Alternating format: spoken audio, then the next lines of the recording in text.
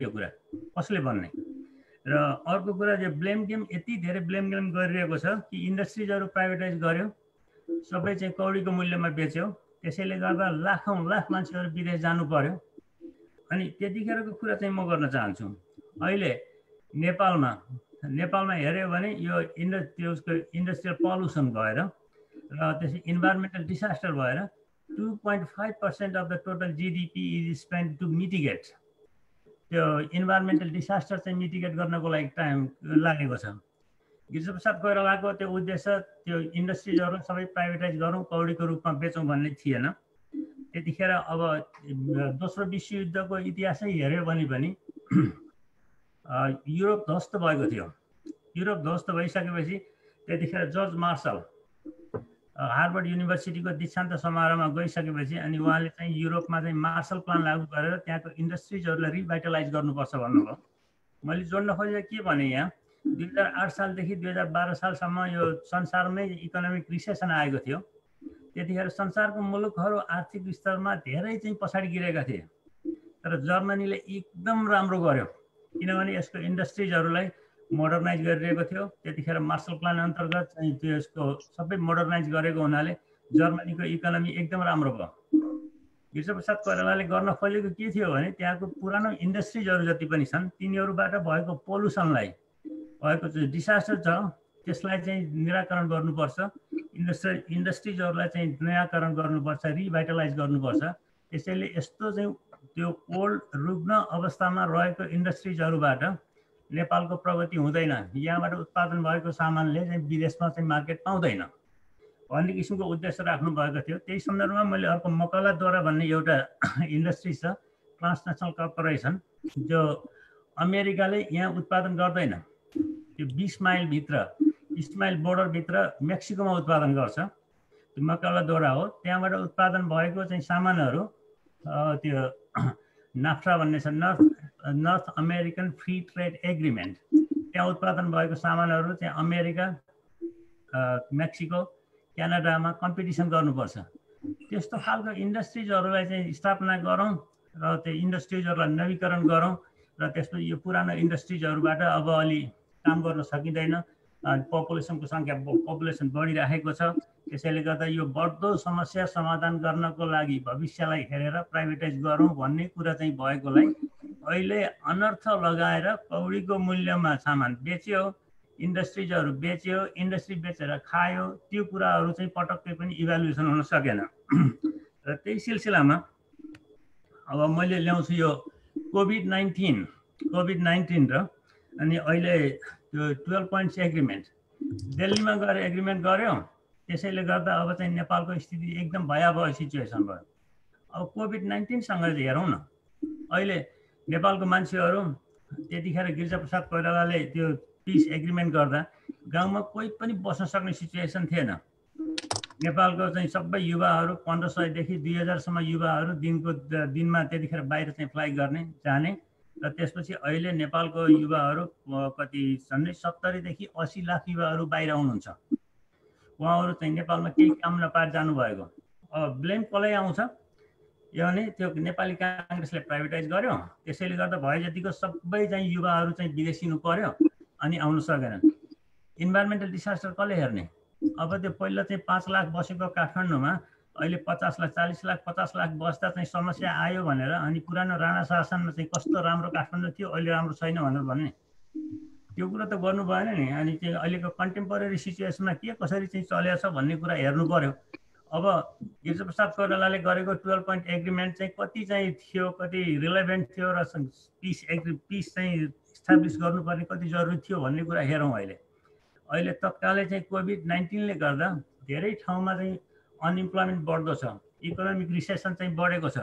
त्यसैले गर्दा गाउँको मान्छेहरू सबै चाहिँ फिर्ता हुनु परेछ नेपालमा।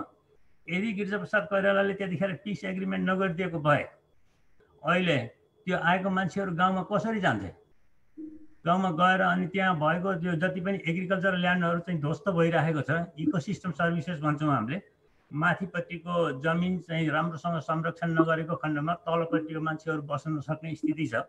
त्यो कुरालाई गिरिजाप्रसाद कोइरालाले रामवरण यादव चाहिँ पहिलाको राष्ट्रपति हुनुहुन्थ्यो, उहाँलाई चाहिँ भनेर अनि राष्ट्रपति चुरे भावर संरक्षण योजना ल्याएको गिरिजाप्रसाद कोइरालाले त्यो कुराको मूल्याङ्कन गरेको खै। अनि त्यो गर्न खोजे के इकोसिस्टम सर्भिसेसहरूलाई रिभाइटलाइज गरौँ। त्यही सन्दर्भमा कोभिड-19बाट अहिले चाहिँ 59 कन्ट्रिजबाट मान्छेहरू 15 लाखदेखि 17 लाख मान्छेहरू तत्कालै आउँदैछन्। त्यो मान्छेहरू आइसकेपछि गाउँघरमा गएर बस्ने सिचुएसन चाहिँ छैन। त्यो बस्ने सिचुएसन नभएको भएदेखि, शान्ति सुरक्षा नभएको भएदेखि अहिले ती मान्छेहरू कहाँ गएर बस्थे। म बर्दी त्यतिखेर बर्दियामा डिएफओ थिएँ, डिस्ट्रिक्ट फरेस्ट अफिसर थिएँ। जतिखेर राजेन्द्र बहादुर शाह र शैलजा दिदी हुनुहुन्थ्यो, उहाँ सुकुम्बासी आयोग सम्बन्धी हेर्दै हुनुहुन्थ्यो। त्यतिखेर गिरिजाप्रसाद कोइरालाको नेतृत्वमा भएको सरकारले एटलिस्ट 2 कट्ठादेखि 5 कट्ठासम्म चाहिँ प्रत्येक किसानलाई दिउँ, जग्गा दिउँ र सबैको इस्टाब्लिस गरौँ यहाँ। अनि गरिसकेपछि अनि बिपीले देखेको सपना एउटा लैनो गाई, दुध र त्यसपछि अनि बस्नको लागि बास, त्यो किसिमको समाजवादको चाहिँ कल्पना गर्नुभएको थियो। र त्यही किसिमको समाजको कल्पना त्यही परिकल्पना अनुसार अहिले गाउँघरमा गएर त्यो मान्छेहरूलाई बस्ने व्यवस्था त हुन्थ्यो होला नि। तर त्यतिखेर कति 1994मा रिइलेक्सन हुन गयो अनि नेपाली काङ्ग्रेसले आफ्नो नेतृत्व गुमाउनु पर्यो र त्यसपछि सुकुम्बासी बस्ती बसाउने सन्दर्भमा भएको जुन चाहिँ प्रोग्राम थियो त्यसलाई चाहिँ पार्टीगत कार्यकर्ताहरू बसाउने चाहिँ कुरा भयो। म एउटा चाहिँ डिएफओ भएर बसेको थिएँ, कति नै गर्न सकिन्थ्यो र अनि कति कुराहरूमा चाहिँ सदस्य सचिवको हैसियतले चाहिँ सिग्नेचर गर्नु पर्थ्यो। मैले गर्न मानिनँ, नमानेपछि जिउ जानकै खतरा भयो, भइसकेपछि विदेशिनु पर्यो। अब भनेको म चाहिँ पहिल्यै आउनु पर्यो भने अब अर्को मुलुकै छोडेर चाहिँ हिँड्नु पर्यो, त्यो सिचुएसन थियो।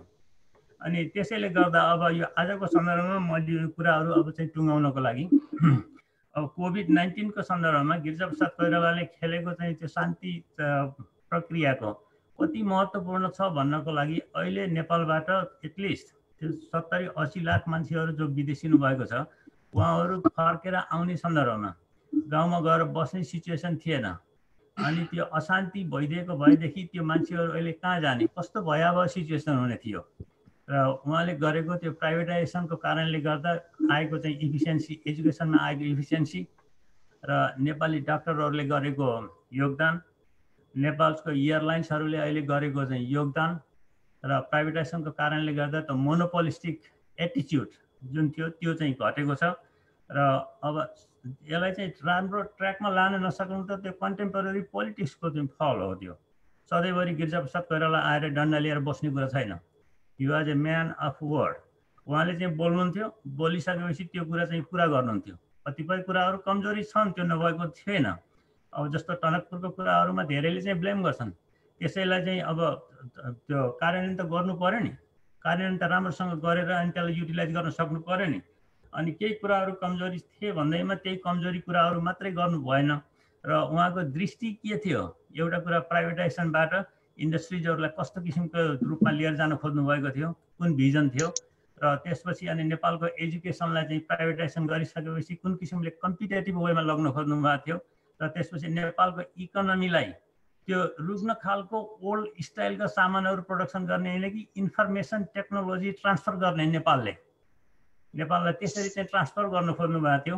त्यो कुराहरूलाई चाहिँ हामीले अलिकति प्रचार प्रसार गर्न सकिएको छैन। नेपाली काङ्ग्रेसको तर्फबाट अध्ययन र चाहिँ प्रकाशन गर्ने कुरालाई अलिकति जोड दिनुपर्छ जस्तो मैले ठान्दछु। र मैले अब धेरै बोल्ने साथीहरू हुनुहुन्छ, अब मैले चाहिँ धेरै कुराहरू चाहिँ कत नगरौँ। अब यति भनेर म चाहिँ आफ्नो कुरा यही राख्छु। र गिरिजाप्रसाद कोइरालाको यो जुन चाहिँ लङ टर्म भिजन थियो त्यो कुरालाई चाहिँ सफल पार्नको लागि आजको दिन हामीले प्रतिज्ञा गर्नुपर्छ। यही भन्दै म गिरिजाप्रसाद कोइरालाप्रति श्रद्धाञ्जली अर्पण गर्छु। धन्यवाद। जय नेपाल। धन्यवाद डाक्टर केशव भट्टराईज्यू। तपाईँको एउटा अनुभव जुन गिरिजाबाबु प्रति नजिक भएर जुन कार्यहरू गर्नुभएको अनुभव यहाँ बाँड्ने एउटा अवसर हामीलाई प्राप्त भयो। फेरि पनि धन्यवाद दिँदै म फेरि यहाँ अघि बिर्सिएछु, म कौशल निरौला, उहाँ हुनुहुन्छ हाम्रो गिरिजाप्रसाद कोइराला फाउन्डेसन मोरङका संयोजक, सुवर्ण लामा गिरिजाप्रसाद कोइराला फाउन्डेसन अमेरिकाका उपाध्यक्ष, र ज्ञानम थापा पूर्व नेभी सङ्घ केन्द्रीय सदस्य पनि उपस्थित हुनुहुन्छ। अब वक्ताकै क्रममा म डाक्टर राजन पन्तज्यूलाई आफ्नो वक्तव्य राखिदिनु हुन हार्दिक अनुरोध गर्दछु। धन्यवाद सोमबाबु। आजको दिनमा हामीले श्रद्धेय गिरिजाबाबुको कुरा गर्दाखेरि सम्झना गर्दाखेरि मलाई लाग्छ दुईटा पक्षबाट चाहिँ नि हामीले हाम्रो बहस र छलफल चाहिँ नि अगाडि बढाउन सकिएला। पहिलो प्रश्न चाहिँ नि मलाई के लाग्छ भनेदेखि गिरिजाबाबुलाई चिन्ने कसरी, गिरिजाबाबु भने को हो र उहाँबाट सिक्ने कुरा के हो, यो दुईटा पक्षबाट चाहिँ नि गिरिजाबाबुलाई हेर्दाखेरि चाहिँ नि अलि बढी म आफ्नो कुरो यो प्रश्न पार्न सक्छु होला। अब गिरिजाबाबुलाई चिन्ने कसरी भन्ने प्रश्नमा जाँदाखेरि गिरिजाबाबु चाहिँ नि आफैमा एउटा महान विश्वविद्यालय, उहाँको जिन्दगीका विभिन्न पक्ष र पाटाहरू छन्। मान्छेहरूले के खालि पछिल्ला सहमति सहकारी र एकताको मात्रै कुरो गर्छन्, हुन त पछिल्ला दिनका कुराहरू चाहिँ नि हामी अलिक बढी चाहिँ नि त्यसलाई फोकस पनि गर्छौँ। तर म चाहिँ नि मैले देखेका दिनहरूदेखिको गिरिजाबाबुको सम्झना गर्ने हो भने चाहिँ नि 46 अगाडिको 2046 भन्दा अगाडिको गिरिजाबाबु र 46 पछिको गिरिजाबाबु पनि विभिन्न चरणहरू कुनै समय थियो नेपाली काङ्ग्रेस प्रतिबन्धित थियो, त्यो बेलामा चाहिँ नि नेताहरू काठमाडौँमै सीमित हुनुहुन्थ्यो। विभिन्न अवस्थाले गर्दा अलिकति शारीरिक हिसाबले पनि गणेश मानजीको चाहिँ नि स्वास्थ्यको कुराहरू थियो, आफ्नै समस्याहरू थियो र काङ्ग्रेस भनेर झन्डा बोकेर गाउँ गाउँ चाहिँ कोही पुग्थ्यो भने गिरिजाबाबु पुग्नुहुन्थ्यो। त्यसकै सट्टामा उहाँले सुरजपुराको आक्रमणदेखि विभिन्न ठाउँमा पछिल्ला दिनहरूमा चाहिँ प्युठानको आक्रमण, किनभने उहाँ त्यो नेता त्रय मध्येको नेता चाहिँ नि एकजना गिरिजाबाबु मात्रै हो जसले चाहिँ नि काङ्ग्रेस भनेर चाहिँ नि गाउँ गाउँमा जानुभयो। अब यो यति महत्त्वपूर्ण कुरो छ कि हो नेताहरूको आफ्नो आफ्नै ठाउँ थियो अरू नेताहरू, तर जनतासँग जोडिनलाई गिरिजाबाबुको म चाहिँ उहाँको व्यावहारिक पक्ष भन्छु। गिरिजाबाबुको व्यक्तित्वको चाहिँ एउटा सैद्धान्तिक पक्ष र अर्को व्यावहारिक पक्ष। सैद्धान्तिक पक्षको कुरो गर्दाखेरि चाहिँ नि उहाँ सोचेर सोधपुछ गरेर सबैसँग परामर्श गरेर सबैको कुरा सुनेर आवश्यकता परेको मान्छेहरूलाई बोलाएर र आफूले आवश्यकता अनुभव गरे पनि कतिजनाको घरमा ढोका ढकढकाएर पनि गएर उनीहरूको कुरा सुन्नुहुन्थ्यो अनि मसक्क लाएर एउटा पुग्नुहुन्थ्यो।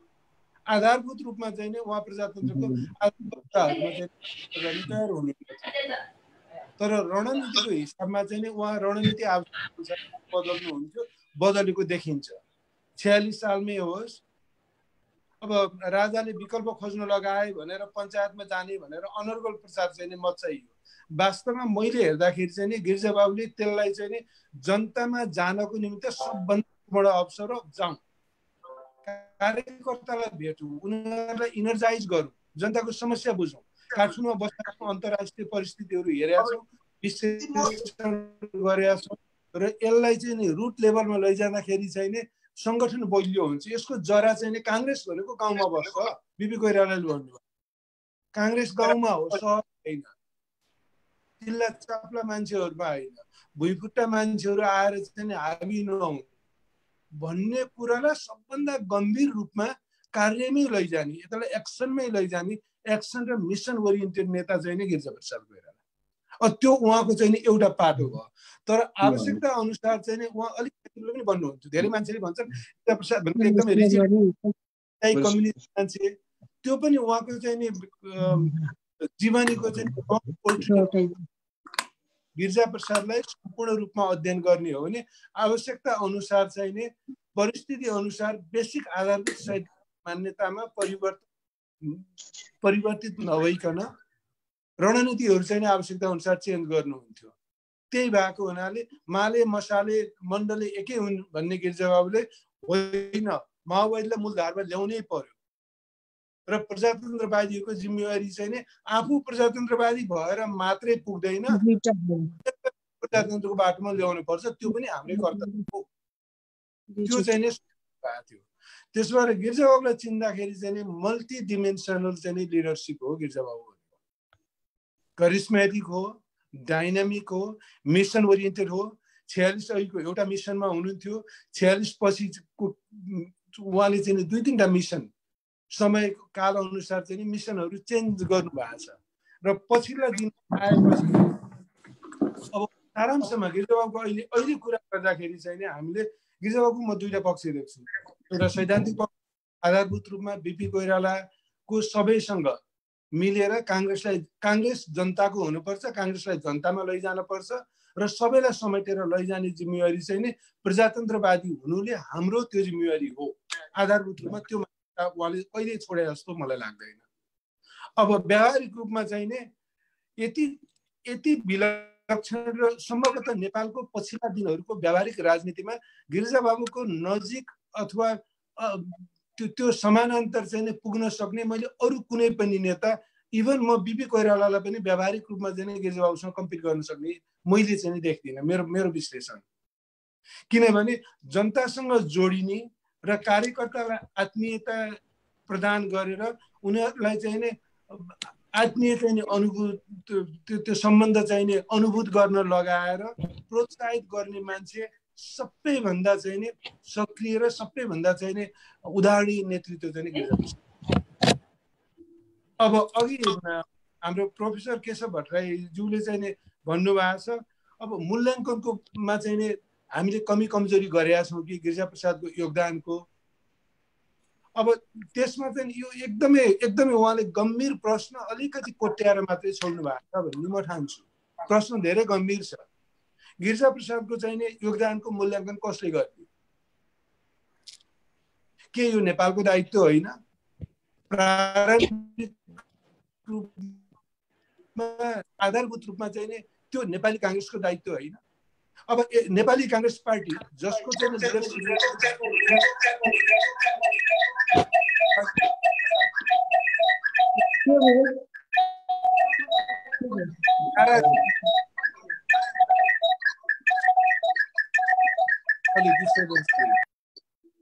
हजुर, अब नेपाली काङ्ग्रेस मूलतः चाहिँ नि यो नेपाली काङ्ग्रेस पार्टीको चाहिँ नि जिम्मेवारी हो मूलतः। सम्भवतः हामी त्यो विषयमा पछि आउँला फेरि। र काङ्ग्रेस चाहिँ नि अहिले बाटो हराएको चाहिँ गिरिजाबाबुका आधारभूत कुराहरू जनतासँग जोडिने कुरामा पनि काङ्ग्रेसले बाटो बिराएको अवस्था हो। अनि सहमति, सहकार्य र एकताको चाहिँ नि नेतृत्व प्रदान गरेको नेताको बाटोमा जानुपर्ने पार्टी, अरूलाई चाहिँ नि प्रजातान्त्रिक आदर्शहरू सिकाउनु पर्ने पार्टी आफैभित्र निश्चित कुराहरूमा चाहिँ नि लडखडाइरहेको अवस्था चाहिँ देखिन्छ। अब त्यो चाहिँ नि पछिल्लो खण्डमा कुराकानी गऱ्यौँ भनेदेखि हामी त्यसलाई चाहिँ अगाडि बढाउँला। र काङ्ग्रेसको अहिलेको बेसिक आवश्यकता भने चाहिँ काङ्ग्रेसलाई संस्थागत रूपमा चाहिँ नि कसरी चलाउने हो, इन्स्टिट्युसनल कसरी बनाउने हो, त्यो सबैभन्दा ठुलो च्यालेन्ज हो। र अहिलेलाई यति राख्नु। धन्यवाद डाक्टर राजन पन्तज्यू। उहाँ गिरिजाप्रसाद कोइराला फाउन्डेसन अमेरिकाका सल्लाहकार पनि हुनुहुन्छ। र वक्ताकै क्रममा म अब निम्ताउँदैछु आदरणीय डाक्टर शेखर कोइराला, नेपाली काङ्ग्रेस केन्द्रीय सदस्य। र शेखर दालाई नेपालको वर्तमान राजनीतिक घटनाक्रम र गिरिजाप्रसाद कोइराला विषय वस्तुमा दाले अलिकति नजिकबाट चिन्नु भएको गिरिजाप्रसाद कोइराला बारेमा सेयर गरिदिनु हुन हार्दिक अनुरोध गर्दछु।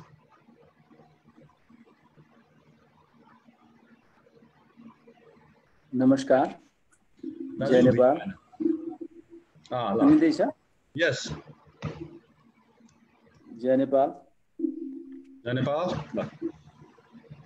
यस कार्यक्रमका सभापति सोमनाथ घिमिरेजी, प्रमुख अतिथि माननीय सुजाता कोइरालाज्यू, विद्वत साथीहरू, आदरणीय दाजुभाइ दिदीबहिनीहरू, गिरिजाप्रसाद कोइराला को 97औं वर्ष जन्मगाँठको उपलक्ष्यमा हामीहरू वेबिनारबाट भए पनि तपाईहरुसित सम्पर्क गर्ने मौका भेट्यो। गिरिजाप्रसाद कोइरालालाई नेपालले बिर्सेको होइन, नेपालीहरूले बिर्सेको होइन, तर दुईटा कुरा, एक दुईवटा कुरा हामीहरूले बुझ्न जरुरी छ जस्तो लाग्छ। अघि केशवजीले पनि भन्नुभयो, राजनजीले पनि भन्नुभयो, को राजनीति सुरुवात एन्टी कम्युनिस्ट भएर आयो। त्यसपछि उहाँ एन्टी कम्युनिजमैको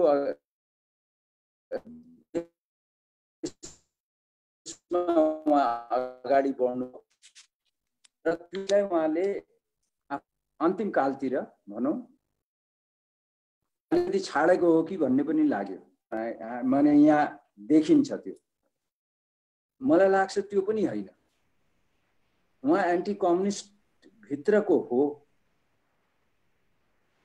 तर उहाँलाई जसरी अहिले गिरिजाप्रसाद कोइराला नभएको भए देशमा जुन परिवर्तन भयो त्यो परिवर्तन सम्भव थिएन भन्ने कुरा हामीहरूले बुझ्न जरुरी छ। होला अहिले धेरै मानिसहरूले, केही मानिसहरूले काठमाडौँमा पनि भन्नुहुन्छ उहाँले माओवादीसित हात मिलाउनु हुँदैन थियो भनेर भन्नुहुन्छ। तर हामीहरूले बुझ्न के जरुरी छ र हामीहरूले के जरुरी छ भने गिरिजाप्रसाद कोइरालाले सुरुमा राजैसित हात मिलाउन खोज्या। राजाले सधैँ हात, गिरिजाबाबुले चाहिँ नि हात बढाउँदै जानुभयो, राजाले चाहिँ नि हात झिक्दै गयो। र उहाँले के देख्नुभयो भने उहाँ अघि दुवैजना राजनजी र केशवजीले कुरा उठाइसक्नुभयो। उहाँ राजनीतिमा डाउन टु अर्थ मान्छे। काठमा झमेला भयो भने उहाँ गाउँ जानुहुन्थ्यो, जिल्ला जानुहुन्थ्यो, अनि गाउँका साथीहरूलाई बुझेर फेरि काठमाडौँ फर्किनुहुन्थ्यो। अनि डिसिजन निर्णय गर्ने उहाँको बानी थियो। काठमाडौँको यो बसेर निर्णय उहाँले कहिले पनि लिनु भएन। र उहाँ त्यो घुम्ने क्रममा उहाँले के देख्यो भने चारैतिर खास गरिकन नेपाल कांग्रेसका होनहार कार्यकर्ताहरूलाई माओवादीले मारिरहेको उहाँले देख्नु। अनि उहाँलाई लाग्यो होइन अब के हुन थाल्यो। राजासित संवाद गर्नुभयो। राजासितको संवादबाट उहाँले निकाल्न सक्नु भएन। ट्रायंगुलर फाइट त थियो। राज संस्था, पोलिटिकल पार्टिज, तपाईको माओवादीको दुईटा पार्टी एक ठाउँमा नउभिकन चाहिने समस्या समाधान नहुने देखिया थियो। त्यो कारण भनेर हामीहरूले बुझाउन सकिरहेका छैनौं जनतालाई। जो मानिस अहिले भन्दैछन् गिरिजाबाबु, मैले फेसबुक हेरी देखेँ, मैले केही साथीहरूले उहाँले बीपी को बाटो छोड्नु भनेर भन्छन्। राष्ट्र मेलमिलाप, राष्ट्रिय एकता तथा मेलमिलापको बाटो छोड्नुभयो भनेर जुन साथीहरूले भन्छन्, बिल्कुल गिरिजाबाबुले अन्तिम साससम्म उहाँले राष्ट्रियता, स्वतन्त्र र समाजवाद र राष्ट्रिय एकता र मेलमिलापको कुरा नै गरिरहनु। दोस्रो कुरा, गिरिजाबाबुलाई हामीहरूले सम्झिँदाखेरि अघि उहाँले एकदम राम्ररी व्याख्या गरिसक्नुभयो हाम्रो केशवजीले। नेपालको आर्थिक उन्नतिमा, आर्थिक विकासमा पहिलो कार्यकाल, त्यसपछिको कार्यकालहरुमा उहाँले कति सक्नुभयो कति सक्नु भएन त्यो लेखाजोखा गरौं। तर आज हामी जे छौं, जहाँ छौं नेपालीहरु, गिरिजाप्रसाद कोइरालाको त्यो 3.5 वर्षको गोल्डन पिरियडै थियो भनेर हामीले बुझ्न जरुरी छ। उहाँले त धेरै व्याख्या गर्नुभयो अघि, म त्यो व्याख्यामा जान्न। त्यसकारण गिरिजाबाबुलाई हामीहरूले जति नेपालीहरूले आदर सम्मान दिन सक्नु पर्थ्यो त्यो कता कता मलाई लाग्छ ओझेलमा पर्नु हो कि नेपाली कांग्रेसले ओझेल पारेको हो कि जस्तो मलाई आश हुन्छ। आज हेर्नुस् गिरिजाबाबुकै टाइम त्यो 3.5 वर्षको कार्यकालमा अरुण 3 आएको हो, तर कसले त्यो अरुण 3 लाई समाप्त गर्यो भन्दाखेरि एमालेले समाप्त गर्यो। आज एमसीसी को कुरा चल्दैछ। अब त्यो एमसीसी अब आउला जस्तो देखिँदैन। अहिलेको नेपालको कन्टेक्स्टबाट हेर्दाखेरि एमसीसी देखिँदैन। कसले गर्दैछ? नेकपाले गर्दैछ। त्यो कुरा हामीहरूले जनता माझमा लग्न सकिरहेका छैन। अहिले गिरिजाबाबुको योगदानको आर्थिक विकासमा र यो संघीय लोकतान्त्रिक गणतन्त्र ल्याउनेमा उहाँले जुन साहस गर्नुभयो त्यो अद्वितीय छ। यसमा कसैले पनि क्लेम गर्नै सक्दैन। शंकै नगरे हुन्छ। हामी उहाँ नभएको भए, उहाँले आँट नगरेको भए यो हुँदैन थियो। अहिले जुन यो लोकतान्त्रिक गणतन्त्रमा छ त्यो आउनै सक्दैन। उहाँ बेला राजा भएका कुराहरू र त्यसपछिका दिनमा उहाँ भएका भूमिकाहरू हामी बिर्सिन सक्दैनौँ। उहाँ बाँचिरहेको भए सायद अहिलेको यो जुन परिस्थिति छ देशको परिस्थिति, त्यो परिस्थितिलाई उहाँले बाहिरै बसेर भए पनि उहाँले म्यानेज गर्न सक्नुहुन्थ्यो भन्ने म विश्वास गर्छु। त्यो पोलिटिकल एक्युमेन उहाँको जुन थियो त्यो एक्युमेन घटनाले मात्रै म बताउँछु तपाईहरुलाई। तपाईको अन्तरिम संविधान लेखिँदै थियो। अन्तरिम संविधान लेख्दाखेरि हिन्दू राष्ट्र हटाउन भन्ने आयो। निरपेक्षताको कुरा आएको थियो। त हामीहरूले भन्यौं हैन त्यस्तो हो भएकै छैन, राष्ट्रिय जनावर राखौं भनेर। प्रचण्डजी बाबुरामजीहरूले पटक्कै मान्न तयार हुनु। कहिले गैंडा भन्नुहुन्छ, कहिले सुँगुर भन्नुहुन्छ, कहिले के भन्नुहुन्छ। हामीहरूले सकेनौं। अनि प्रचण्डजी र बाबुरामजीलाई गिरिजाबाबु कहाँ ल्यायौं हामीले। अनि धेरै नबोल्ने व्यक्ति उहाँले के भन्नुभयो भने के हो समस्या भने भन्दाखेरि यस्तो आयो समस्या भनिसकेपछि ए प्रचण्डजी तपाईहरु त्यसो भए संविधान सभा चाहनुहुन्न हैन भनेर भन्नु। किन गिरिजाबाबु भनेर सोध्नु। एकातिर धर्मनिरपेक्षता राखेको छ, अर्कोतिर गाई पनि हामीले राख्न सकेनौं भने संविधान सभाको निर्वाचनै हुँदैन भनेपछि ल मैले बुझेँ गाई राख्ने भनेर भन्नु। माने त्यो पोलिटिकल इक्विपमेन्ट त्यो सम्झाउन सक्ने, फेरि लामो गर्ने छोटोमा उहाँको जुन नेचर त्यसले उहाँले एउटा दिएको थियो। एउटा गार्जियन नेपार्जियनको रूपमा उहाँ सबैले नेपालीहरूले कता ओझेलमा पर्नु भएको पनि अघि त्यो वास्तवमा मलाई पनि त्यो कहिलेकाहीँ खट्किन्छ। तपाईहरुले यो कार्यक्रम गरेर उहाँ सम्झिनु भयो, त्यो अत्यन्तै I am very much happy. अहिलेको देशको स्थितिको पनि यहाँ छ।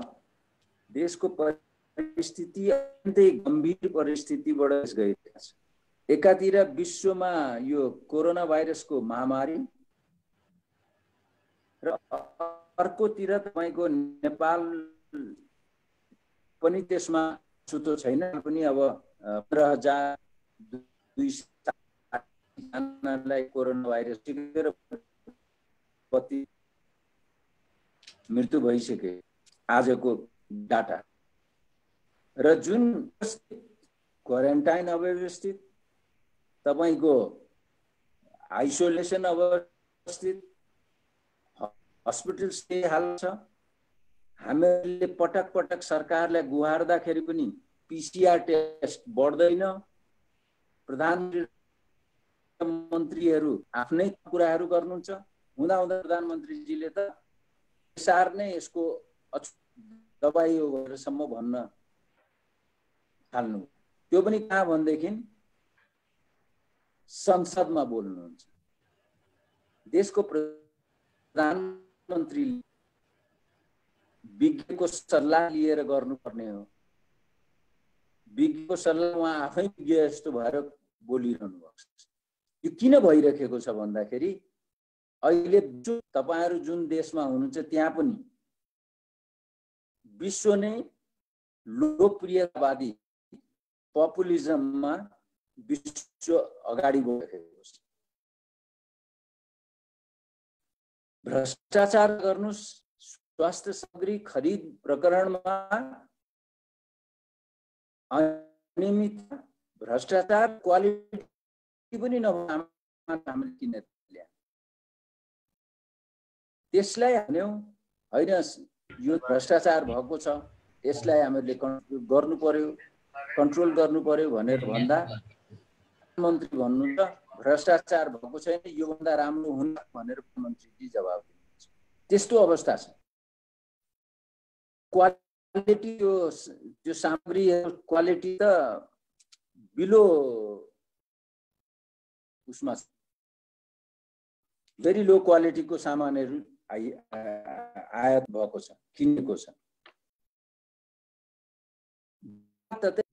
अव्यवस्थित तपाईको श्रमिकहरू जसले नेपाललाई पैसा आफ्नो मेहनत गरेर पैसा कमाएर हामीलाई पठाएर नेपाललाई बचाइरहेका छन् ती श्रमिकहरू नेपाल आउँदाखेरि उनीहरूलाई वेलकम गरिने खाडी मुलुक हुन् या ती भारतका हुन् भारतबाट आएका नेपालीहरू तिनीहरूलाई त वास्तवमा हान्नु पर्ने त्यो छैन राहत केही पनि दिएको छैन सरकार स्टिमुलस प्याकेजहरू भन्छ नि त्यो पटक्कै छैन एकातिर त्यो छ भने के छ भने सरकार तपाईको उहाँको नेकपा भित्रको द्वन्द्वले गर्दा उहाँहरू के पनि सकिरहनु भएको छैन भोलि के हुन्छ उहाँहरूको भित्र त्यो नेपाली कांग्रेसको लागि सरकारको विषय हैन हाम्रो लागि नेपाली कांग्रेसको लागि र नेपाली जनताको लागि सरकारको विषय के हो भने कोरोना भाइरसको रोकथामको निम्ति राम्ररी व्यवस्थापन गर सँगसँगै तपाईको यो भ्रष्टाचारलाई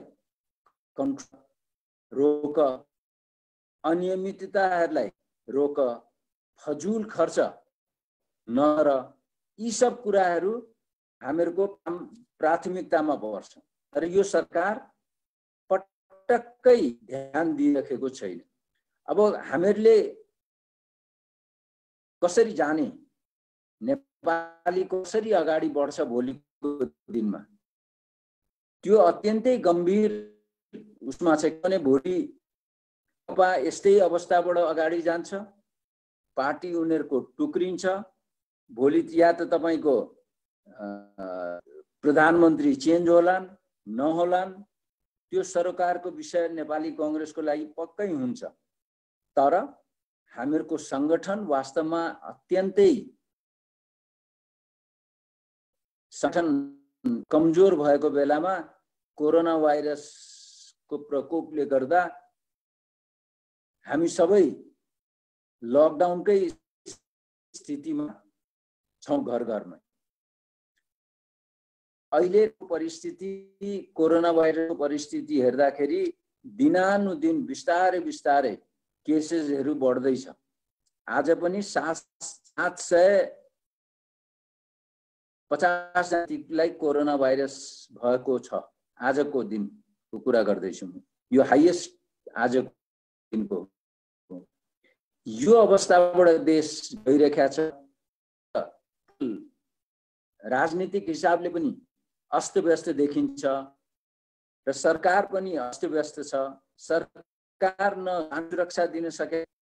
तपाईको युवाहरूले भ्रष्टाचार सामग्रीहरू राम्ररी किन भनिकिन उनीहरू सत्याग्रहमा बस, तर हाम्रा प्रहरी उनीहरूलाई दबाउनको निम्ति फोहरा छर्छ, डन्डा हान्छ।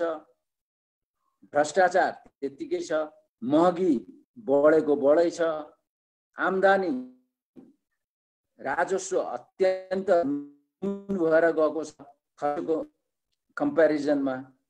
योमा हामी सबै नेपाली कांग्रेसका साथीहरू र लोकतन्त्र प्रेमीहरू जो विदेशमा तपाईहरु हुनुहुन्छ, बस्नु भएको छ, तपाई हामीहरुको पनि जिम्मेवारी आछ। त्यो जिम्मेवारी राष्ट्रियतालाई कसरी हामीहरुले मजबुत गर्ने र लोकतन्त्रलाई कसरी गर्ने, यो जिम्मेवारी हामीहरुले निभाउनु पर्ने आवश्यकता मैले देखेको छु। कि राष्ट्रियता अहिले अत्यन्त कमजोर अवस्थामा छ। अहिले जसरी हामीहरुले अगाडि बढिरहेका छौं, यसले केही मानिसहरू राष्ट्रियता मजबुत हो भनेर हामी भन्दै छौं, तर भोलिको दिन हामीलाई अत्यन्त नेपाली कांग्रेसले गम्भीर छलफल गर्नुपर्ने छ र तपाईहरुसित पनि जो विदेशमा हुनुहुन्छ हाम्रा दाजुभाइ दिदीबहिनीहरू लोकतन्त्र प्रेमी हुनुहुन्छ, उहाँहरुको पनि तपाईहरुको पनि विचार लिएर हामी अगाडि बढ्नुपर्ने आवश्यकता मैले देखेको छु। गिरिजाबाबुलाई सम्झिँदा राष्ट्रियता र लोकतन्त्रलाई मजबुत गर्ने र सँगसँगै सामाजिक सुरक्षा र सामाजिक न्यायलाई कसरी अगाडि बढाउने भन्ने उहाँको सोचमा चाहिने सहमति, सहकार्य र एकता माध्यमद्वारा नै यो सम्भव छ। त्यो सहमति, सहकार्य र एकता त पार्टी भित्रको बीचमा पहिले सहमति, सहकार्य र एकता हुनु पर्यो, अनि त्यसपछि अन्य दलसित बसेर छलफल गरिकिन नेसनलाई अगाडि बढाउन सक्यो भने राष्ट्र पनि मजबुत हुन्छ र लोकतन्त्र पनि मजबुत हुन्छ। र गिरिजाबाबुलाई वास्तवमा श्रद्धाञ्जली दिने हो भने जुन हामी सम्झिरहेका छौं, आजको दिन उहाँको जन्मदिनको उपलक्ष्यमा त उहाँले गरिरहनु भएको छ। सहमति, सहकार्य र एकताको माध्यमद्वारा नै राष्ट्रियता र तपाईको प्रजातन्त्रलाई, लोकतन्त्रलाई बनाउन सकिन्छ भन्दै म तपाईहरुसित बिदा लिन्छु। धन्यवाद। जय नेपाल। धन्यवाद आदरणीय डाक्टर शेखर कोइरालाज्यू। तपाईको जुन अनुभव गिरिजाबाबु प्रति नजिक भएर जुन काम कार्यहरू जुन नेपालको हितको लागि, नेपालको राजनीतिक विकासको लागि, डेमोक्रेसीको विकासको लागि, डेभलपमेन्टको लागि जुन शेयर गर्नुभयो, तपाईको अनुभवहरू हामीले पनि एउटा जान्ने, सिक्ने मौका पायौं। धन्यवाद आदरणीय डाक्टर शेखर कोइरालाज्यूलाई। अब यसै क्रममा म आदरणीय माननीय सुजाता कोइरालाज्यू, उहाँ हाम्रो गिरिजाप्रसाद कोइराला फाउन्डेसनको केन्द्रीय अध्यक्ष पनि हुनुहुन्छ र सँगसँगै उहाँ हाम्रा युग पुरुष गिरिजाप्रसाद कोइरालाकै छोरी पनि हुनुहुन्छ। उहाँले अब हामीभन्दा धेरै नजिकबाट चिन्नु भएको छ गिरिजाप्रसाद कोइरालालाई। उहाँकै कुरा सुनौँ अब। धन्यवाद।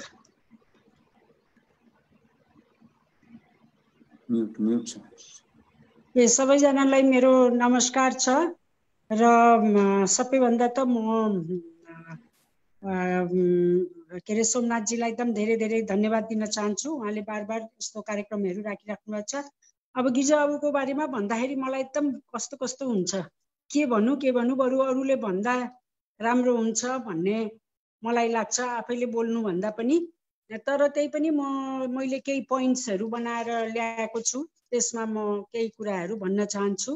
र दशकौंसम्म नेपालमा विभिन्न राजनीतिक गतिरोध तथा उतार चढाव हुँदा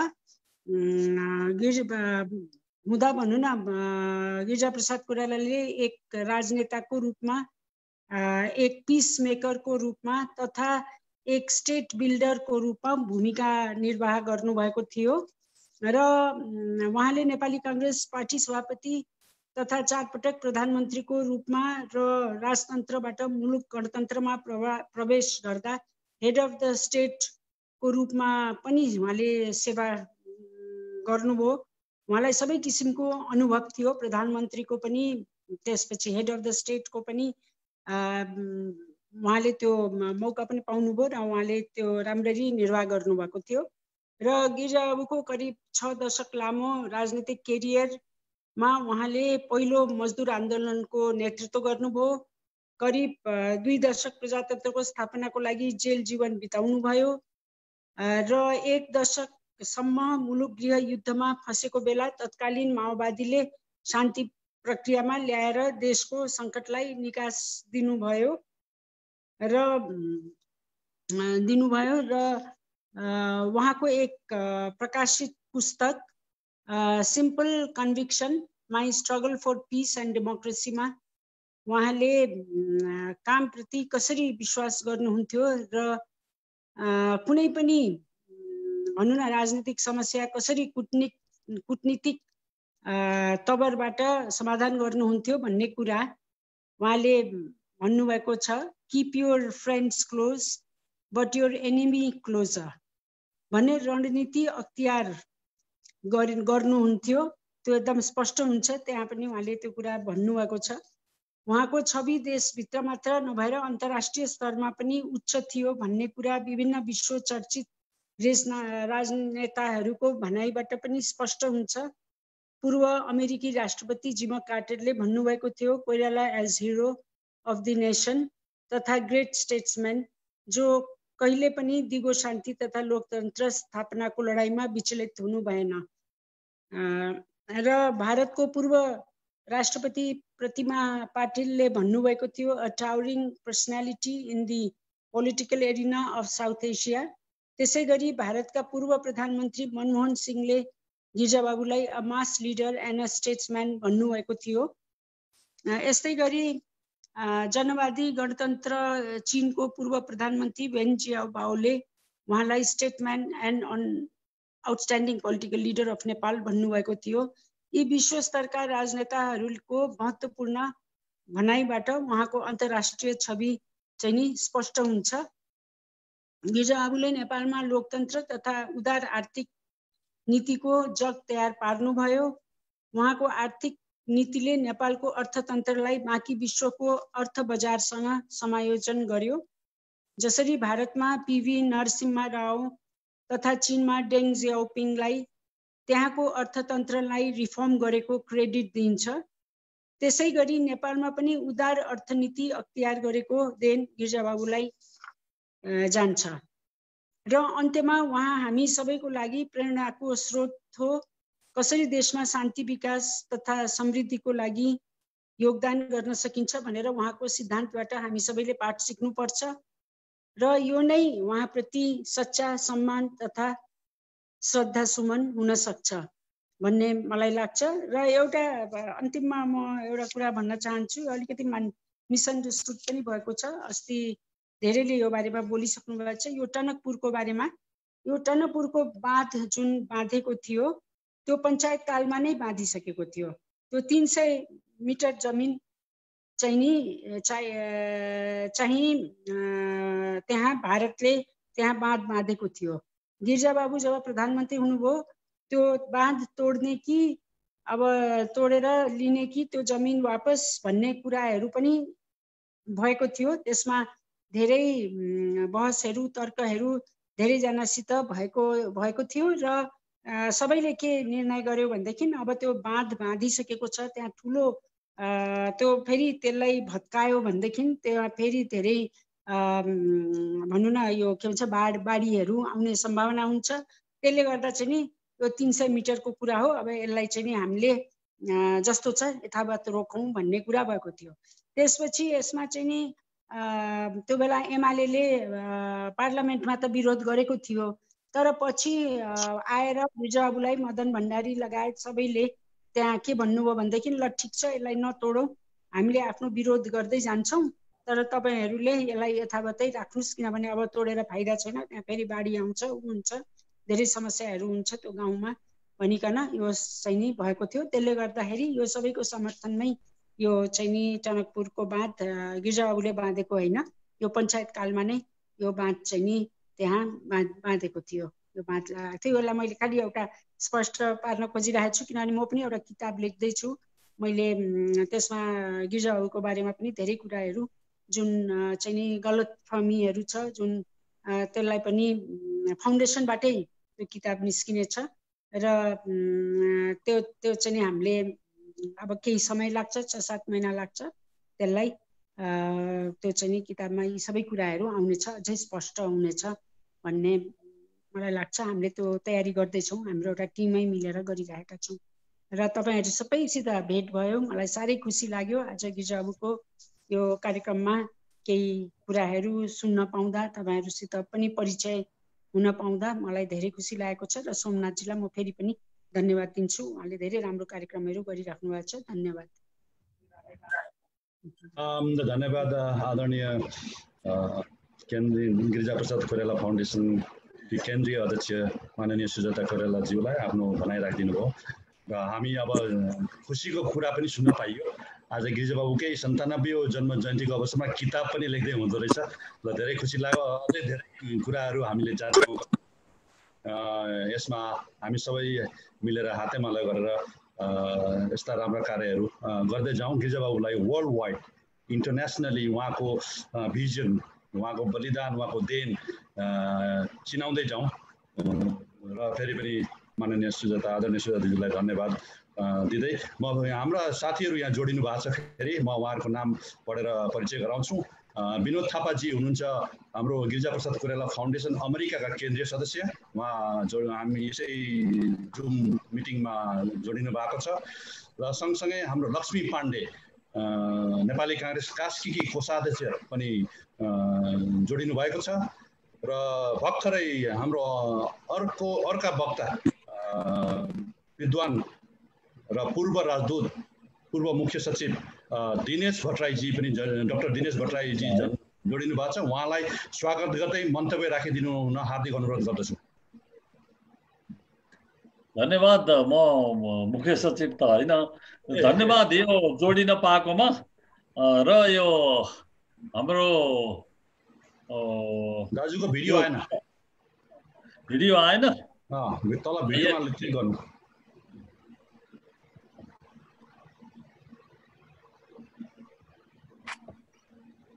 खै अब चाहिँ त्यतैबाट गर्नुपर्ने हो कि तपाईको तल त्यो भिडियोको साइन हुन्छ, त्यसमा अनम्युट गर्नु न भिडियोमा चाहिँ।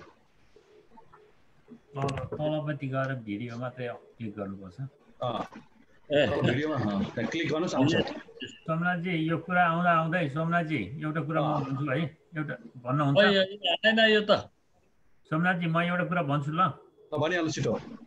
सुजाता दिदी, त्यो त हजुरले जुन कुरा भन्नुभयो नि टनकपुरको कुरा, त्यो कुरा प्रत्येक मिटिङमा चाहिँ सन्दर्भ मिलोस् या नमिलोस् त्यो कुराहरू गरिराख्नु पर्यो, त्यो कुरा भन्नु पर्यो। सन्दर्भ मिलोस् नमिलोस् प्रत्येक कुरा चाहिँ सुरुदेखि अन्त्यसम्म कतिखेर कहाँनिर गएर कनेक्सन गरेर हुन्छ, त्यो प्राइभेटाइजेसनको कुरा र अनि त्यो कुरा चाहिँ राख्नु पर्यो जतिखेर पनि। त्यो धेरैले बोलिराख्नु भएको छ, अहिले धेरैले बोलिराख्नु भएको छ। डाक्टर दिनेश भट्टराईजी देखिन्छ अब? देखिएन। होइन, त्यसो भएदेखि अब बोली मात्रै चाहिँ गर्नु पर्यो, बोली मात्रै। ल ल। जय नेपाल सबै जो वक्ताहरू हुनुहुन्छ, फाउन्डेसनका अध्यक्षज्यू, अनि चाहिँ यो हाम्रो युग पुरुष महान नेता श्री गिरिजाप्रसाद कोइरालाज्यूको 97औं जन्म जयन्तीको अवसरमा म सबभन्दा पहिले श्रद्धा सुमन अर्पण गर्न चाहन्छु, अर्पण गर्दछु। र यो म अहिले भर्खरै चाहिँ भन्नुभयो र मैले जोइन गरेको गिरिजाबाबु को चाहिँ जुन यो हाम्रो फाउन्डेसन पनि छ, पिस डेमोक्रेसी र यो चाहिँ जुन फाउन्डेसन छ, फाउन्डेसनले जुन काम गरिरहेको छ, उहाँले देखाउनु भएको बाटो, उहाँले देखाउनु भएको आदर्शहरूलाई अगाडि लैजाने काम चाहिँ जुन फाउन्डेसनले गरिरहेछ, त्यसलाई चाहिँ जुन विस्तार गरी भएको छ अमेरिकामा, सोमनाथजीले जुन त्यसलाई अगाडि बढाइराख्नु भएको छ, उहाँलाई धन्यवादको पात्र हुनुहुन्छ। अब यो राजनीतिक रूपान्तरणको क्रममा गिरिजाबाबुको देन अब जति छलफल गरे पनि चाहिँ कमै हुन्छ। प्रजातन्त्रको लागि उहाँको चाहिँ सङ्घर्ष अनि चाहिँ प्रजातान्त्रिक मुलुकको प्रजातान्त्रिक रूपान्तरणमा उहाँको योगदान, अनि त्यसपछि हिंसाबाट आक्रान्त चाहिँ मुलुकलाई हिंसाबाट निकाल्नको लागि उहाँले देखाउनु भएको बाटो, जुन चाहिँ भन्दै गर्नुहुन्थ्यो सहमति, सहकार्य, एकता र मेलमिलापको कुरा गर्नुहुन्थ्यो, ती मन्त्रहरूलाई अहिलेका शासकहरूले छोडिदिनाले यो अहिले चाहिँ जुन समस्याहरू हामी देखिरहेछौँ मुलुकमा, उहाँले देखाउनु भएको बाटो उहाँको आदर्शबाट विचलित हुँदाखेरि चाहिँ देखिएको भन्ने चाहिँ लाग्छ। फेरि उहाँ पावरमा हुँदाखेरि अथवा चाहिँ सत्तामा हुँदा अथवा बाहिर हुँदा होस्, उहाँलाई अन्तर्राष्ट्रिय जगतले एकदम श्रद्धाका साथ हेर्थे, विश्वास गर्थे। अहिले नेपालमा चाहिँ एउटा ठुलो समस्या के देखिया छ भन्दाखेरि अहिलेका शासकहरूको कुनै विश्वसनीयता छैन। गिरिजाबाबु बाहिर बस्दाखेरि पनि अब भारतलाई पनि भन्न सक्ने, भारतले विश्वास गर्ने, चीनले उत्तिकै विश्वास गर्ने, दुवैलाई चाहिँ एकदम सन्तुलित बनाएर दुवैसँग सन्तुलन कायम गरेर अगाडि बढ्न सक्ने चाहिँ नेता, त्यस्तो अप्ठ्यारो बेलामा पनि हेरौँ न, अहिले त के छ, अहिले त यत्रो बहुमतको कति चाहिँ अझ 2/3 के भन्छन्, त्यही पनि दुवै छिमेकीहरू हामीबाट टाढिँदैछन्। दुवैको विश्वास यो सरकारले गुमाइरहेको छ। अनि गिरिजाबाबुले जुन अप्ठ्यारो परिस्थितिमा पनि अन्तर्राष्ट्रिय समुदायसँग जुन एउटा छवि, जुन एउटा विश्वासको वातावरण चाहिँ जुन बनाउनु भएको थियो, त्यो चाहिँ एकदम अनुकरणीय छ।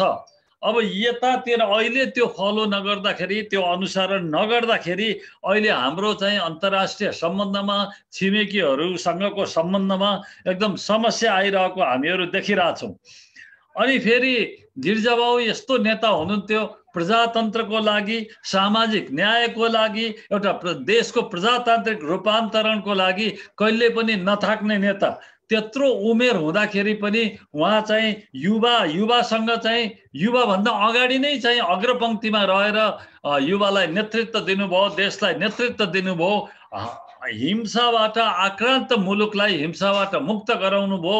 र गिरिजाबाबुले यी हिंसामा उतारु भएका यी चाहिँ जुन बाटो बिराएको चाहिँ शक्तिहरू थिए, तिनीहरूलाई, ती कम्युनिस्टहरूलाई, उनीहरूलाई डेमोक्रेटाइज गर्ने चाहिँ जुन प्रोसेस सुरु गर्नुभयो, उहाँ छँदाखेरि उहाँसम्म ठिक थियो, उहाँ छँदासम्म।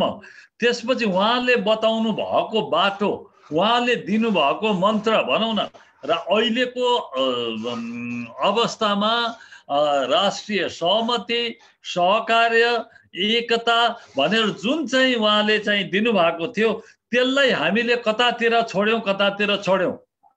त्यसैले पनि यो मुलुकमा अहिले बडा समस्या देखा परेका छन्। मुलुक अहिले बडा अप्ठ्यारो अवस्थामा पुगेको छ। यो कम्युनिस्टहरूको नेतृत्वमा चाहिँ यिनीहरूले चाहिँ जुन विषयको न गम्भीरता बुझ्न सकेका छन्, न यसबाट मुलुकलाई के असर पर्न सक्छ भन्ने कुराहरू बुझ्छन्। खालि चाहिँ एकहोरो हल्ला गर्दै चाहिँ अगाडि बढेको चाहिँ जुन छ, यसरी चाहिँ गएर चाहिँ हुँदैन। अनि यो जुन इन्टरनल कन्फ्लिक्टलाई, आन्तरिक द्वन्द्वलाई चाहिँ व्यवस्थापन गर्ने चाहिँ एउटा जुन उदाहरण पेश गर्नु भएको छ, त्यो चाहिँ हामीले देख्छौँ। अमेरिकाको पूर्व राष्ट्रपति जिम्मी कार्टर आएर त उहाँले हि इज माई हिरो भनेर पनि चाहिँ उहाँले भन्नुभएको थियो। भन्दाखेरि अन्तर्राष्ट्रिय समुदायको चाहिँ एउटा के विश्वसनीयताको प्रतीक गिरिजाप्रसाद कोइराला हुनुहुन्थ्यो। त्यसपछि हामीले जुन समस्या त्यो ग्याप चाहिँ भोगिरहेका छौँ, त्यो ग्याप चाहिँ लाई पुरा गर्न चाहिँ बडा अप्ठ्यारो अवस्था छ अहिले। र उहाँले देखाउनु भएको चाहिँ जुन बाटो, उहाँले जुन स्वास्थ्यको क्षेत्रमा, जुन शिक्षाको क्षेत्रमा जुन चाहिँ योगदानहरू दिनुभयो र यो मुलुकमा यो हामी चाहिँ बहुजातीय, बहुभाषिक, बहुधार्मिक यो मुलुकमा एउटै कुराले मात्रै चाहिँ यो नेपाललाई एक राख्न सक्छ, नेपालीहरूलाई एक राख्न सक्छ, एक सूत्रमा बाँध्न सक्छ, त्यो हो प्रजातन्त्र। Democracy binds them all. जुन जसको जेसुकै एथनिक ग्रुप भए पनि अथवा जो जतातिर भए पनि, मधेस, पहाड, तराई जता बसे पनि डेमोक्रेसी एउटा ग्लु हो, ती सबैलाई एकै ठाउँ जोड्ने। त्यही भएर प्रजातान्त्रिक संस्थाहरू बलियो हुनुपर्छ भनेर जुन चाहिँ सिकाउनु भयो, त्यो अहिले चाहिँ अब उहाँकै अनुयायीहरूले पनि चाहिँ अब कति फलो गर्नु भएको छ त्यो आफ्नो ठाउँमा छ। तर के भन्दाखेरि उहाँले दिनुभएका चाहिँ कुरा हुन्छ राष्ट्रिय सहमति, सहकार्य र एकता, मैले फेरि दोहोऱ्याएँ। र छिमेकीहरूको सम्बन्धमा, अन्तर्राष्ट्रिय समुदायको विश्वास जित्नमा उहाँले जुन चाहिँ आफ्नो देखाउनु भएको थियो, आफ्नो यो योगदान उहाँले योगदान गर्नु भएको थियो, त्यसलाई हामीले सम्झेर र गिरिजा बाबुले देखाउनु भएको बाटोमा उहाँले दिनुभएका मन्त्रहरू हामीले चाहिँ राम्रोसँग अनुसरण गर्न सक्यौं भनेदेखि उहाँप्रति श्रद्धाञ्जली हुनेछ भन्ने चाहिँ मलाई लाग्छ। मलाई यो चाहिँ यस्तो लास्ट मिनटमा जोइन गरेँ म, त्यही पनि मलाई चाहिँ बोल्ने मौका दिनुभएकोमा म आयोजक साथीलाई एकदम हार्दिक धन्यवाद दिन चाहन्छु। र आउने कार्यक्रमहरूमा यसै गरी सहभागी हुने चाहिँ ऊ पनि गर्छु, पछि पनि सहभागी हुँदै गरौँला। त्यसैले अहिले म यहीँनिर रोकेँ। फेरि एकपटक गिरिजा बाबुप्रति हार्दिक श्रद्धा सुमन अर्पण गर्दछु। धन्यवाद। जय नेपाल। धन्यवाद डाक्टर दिनेश भट्टराई। तपाईँको एकदम भ्यालुएबल एन्ड इम्पोर्टेन्ट मेसेज जुन गिरिजा बाबुप्रतिको जुन एउटा सम्मान र अब हामीले के गर्नुपर्ने, एउटा डेमोक्रेट फोर्सहरू एक भएर अगाडि बढ्नुपर्ने जुन एउटा सल्लाह सुझाव दिनुभयो, त्यसको लागि पनि फेरि पनि धन्यवाद दिँदै म अब निम्ताउँछु हरि अधिकारी। उहाँ हुनुहुन्छ पूर्व अध्यक्ष नेपाल प्रेस युनियन, वरिष्ठ पत्रकार, कवि एवं लेखक। उहाँलाई स्वागत गरौँ। हरि अधिकारी।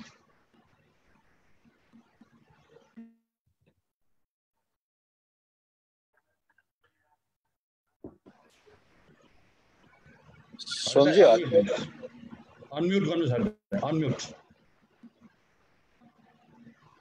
सुनिएन, अनम्युट गर्नुहोस्। सुनिएन, अनम्युट गर्नुहोस् दाजु, अनम्युट। तपाईँको तल अनम्युट गर्नुहोस्।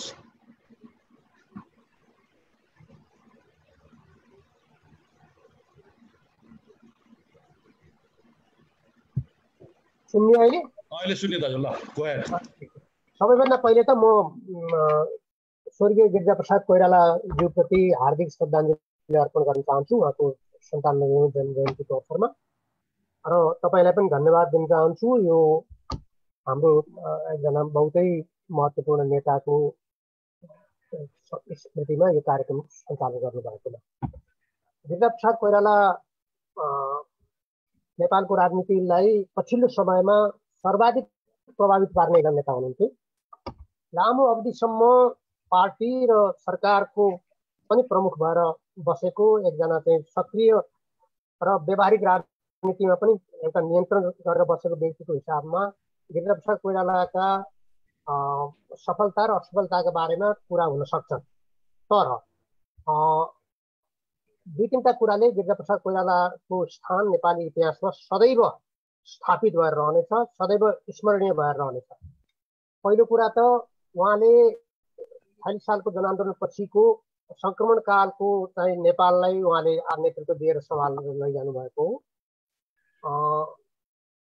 त्यति बेला वास्तवमा भन्यो भने इतिहासलाई नै उहाँले निर्माण गर्नुभएको भन्ने पनि हुन्छ। किनभने एउटा प्रणाली गएर अर्को प्रणाली आएको बेलामा उहाँले जुन चाहिँ नेपाललाई नेतृत्व गरेर लैजानुभयो, अब त्यसले गर्दाखेरि उहाँले नेपालको सारा भविष्यलाई नै उहाँले चाहिँ एक किसिमको एउटा ढाँचामा लैजानु भएको भने पनि हुन्छ।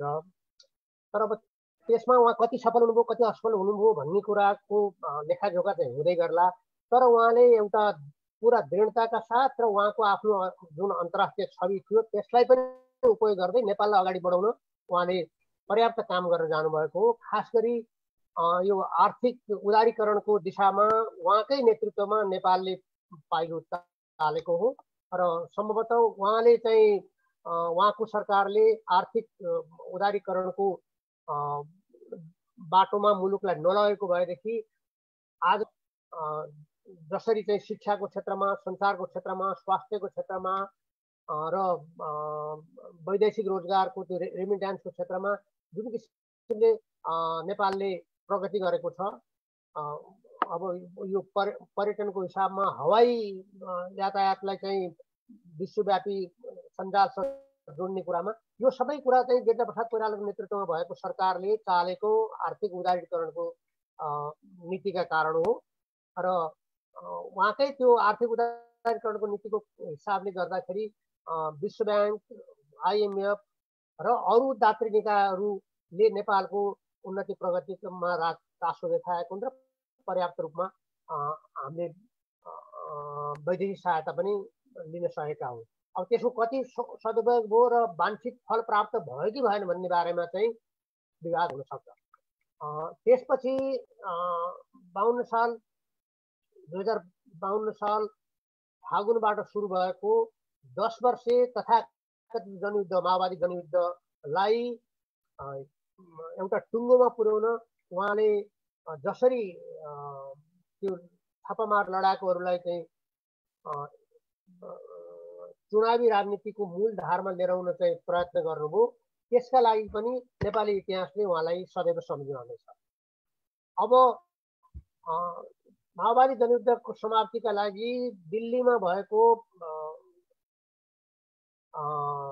12 बुँदे सम्झौताको बारेमा त्यसका चाहिँ प्रस्कन्सको बारेमा लिएर विवाद हुन सक्छ। त्यसमा मलाई पनि लागेको हो भने त्यो ड्राफ्ट त्यो चाहिँ 12 बुँदे सम्झौताको बुँदाहरूमा अलिक क्ल्यारिटी नभएको कारणले पछि माओवादीहरूले चाहिँ त्यसलाई के दुरुपयोग गरेर नेपालको अरू चाहिँ यो प्रजातन्त्रवादी चाहिँ सङ्गठनहरूलाई, प्रजातन्त्रवादी राजनीतिलाई उनीहरूले आफ्नो प्रभावमा ल्याउन पनि सफल भए। त्यो कुरो का लागि चाहिँ गिरिजाप्रसाद कोइराला अथवा उहाँका साथीहरूको चाहिँ त्यहाँ अलिकति ढङ्ग नपुगेको भन्ने कुरामा मलाई पनि त्यस्तो लाग्दछ। तर पनि त्यो 12 बुँदे सम्झौता भएर होस् अथवा चाहिँ उहाँको आफ्नो निजी प्रयासले जसरी माओवादीहरू चाहिँ मूलधारमा आए, त्यसलाई पनि नेपालको आधुनिक इतिहासमा भएको सबभन्दा चाहिँ दुर्दान्त यो माओवादी हिंसालाई चाहिँ अन्त्य गर्नका लागि उहाँले खेल्नु भएको भूमिका, उहाँले निर्वाह गर्नुभएको भूमिकाका लागि पनि गिरिजाप्रसाद कोइरालालाई हामीले सबैले उहाँको सम्मान गर्नुपर्छ, उहाँको कदर गर्नुपर्छ र नेपालको इतिहासमा उहाँको यही कुराले पनि उहाँको नाम स्वर्णाक्षरमा लेखिनेछ भन्ने मलाई लाग्दछ। अब मैले अघि नै भनिहालेँ, लामो अवधिसम्म चाहिँ शासन सत्तामा बसेको नेतृत्व गरेको व्यक्तिको हिसाबले उहाँको कार्यकालको मूल्याङ्कन गर्दा प्रस कन्स दुवै किसिमका कुराहरू आउन सक्छन्, सफलता असफलता दुवै किसिमका कुराहरू आउन सक्छन्। तर गिरिजाप्रसाद कोइराला पछिल्लो नेपालको इतिहासको पछिल्लो कालखण्डमा आएको एउटा प्रमुखतम र अन्तर्राष्ट्रिय महत्त्वको नेता हो भन्ने कुरामा कुनै शङ्का छैन। र उहाँलाई यही हिसाबले पनि म पनि हृदयदेखि कदर गर्दछु, सम्मान गर्दछु र उहाँको सम्मानमा आयोजित सानो कार्यक्रममा मेरा यी 2 शब्द राख्ने मौका दिनुभएको म सम्झनालाई धन्यवाद दिन्छु। धन्यवाद। धन्यवाद हरि अधिकारी दाई, तपाईँको आफ्नो कुराहरू राखिदिनु भएकोमा हामीले केही कुराहरू सिक्ने र जान्ने मौका पायौँ। फेरि पनि हामी तपाईँहरूलाई जोड्दै हाम्रो GPK फाउन्डेसन अमेरिकाले यस्ता कार्यक्रमहरू प्रत्येक हप्ता गर्दै आएको पनि छ, अब गर्दै जाने पनि छ र कसरी यस फाउन्डेसनलाई गिरिजाबाबुको मिसन भिजनलाई इन्टरनेसनली ग्लोबली एउटा सक्सेसको सिँढीमा हैन उपलब्धिमूलक तिर हामी पाइला चाल्दै अगाडि बढ्नेछौँ। फेरि पनि धन्यवाद दिँदै म फेरि हाम्रा रामजी मरासैनी उहाँ हुनुहुन्छ गिरिजा प्रसाद कोइराला फाउन्डेसन अमेरिकाका उपाध्यक्ष, उहाँ पनि जोडिनु भएको छ। र यसै क्रममा अब हाम्रो प्रमुख वक्ताज्यूहरूको भनाइ हामीले सुनिसक्यौँ र हाम्रा अब आदरणीय साथीहरू जो जोडिनु भएको छ उहाँलाई क्रमशः आफ्नो 2-3 मिनटको यसो श्रद्धाञ्जली अर्पण गर्दै 2 शब्द राखिदिनु हुन अनुरोध गर्दछु। त्यसमा म निम्ताउँछु लक्ष्मी पाण्डेज्यू, नेपाली काङ्ग्रेस कास्कीकी कोषाध्यक्ष। लक्ष्मी पाण्डे। धेरै धेरै धन्यवाद सोमनाथजी। आदरणीय नेता शेखर कोइरालाज्यू, जेपी फाउन्डेसनका केन्द्रीय अध्यक्ष आदरणीय माननीय सुजाता कोइरालाज्यू, जेपी फाउन्डेसन अमेरिकाका अध्यक्षज्यू लगायत सम्पूर्ण उपस्थित दाजुभाइ दिदीबहिनीहरूमा म जय नेपालको अभिनन्दन टक्राउन चाहन्छु। जय नेपाल। सर्वप्रथम म गिरिजा बाबुप्रति हार्दिक श्रद्धासुमन अर्पण गर्न चाहन्छु, श्रद्धापूर्वक श्रद्धासुमन अर्पण गर्न चाहन्छु।